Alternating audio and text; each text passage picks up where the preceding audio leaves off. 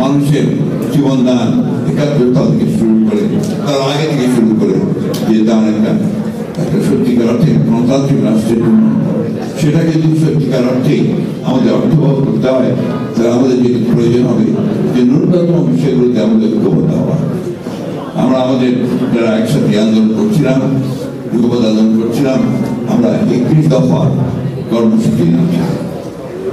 এখন যদি কোনো পরিবর্তন করতে হয় বা পরিবর্তন করতে হয় সেটাও সামনে আসতে পারে, ওটাকে সামনে রেখে কিন্তু আমরা এগোতে পারি।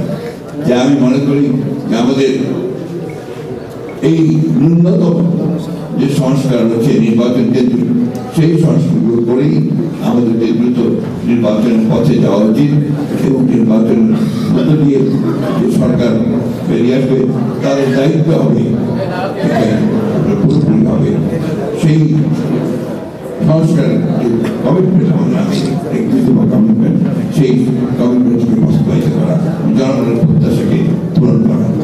আমি বক্তব্য দীর্ঘ করবো না, আমি আগে বলছি অসুস্থ। আমি শুধু এই কথাই বলতে চাই, আসাদের রক্তকে আমরা বৃথা যেতে দিতে পারি না, ফুলের রক্তকে আমরা বৃথা যেতে পারি না, সাইজের রক্তকে বৃথা যেতে পারি না।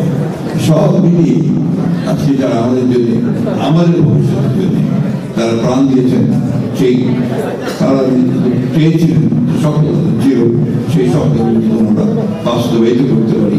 সেই জন্য একটা ঐক্য গড়ে তুলে আমরা যেন সেটা অর্জন করতে পারি, সেই চেষ্টাই আমাদের করতে হবে। আমাদের সকলকে অনেক ধন্যবাদ।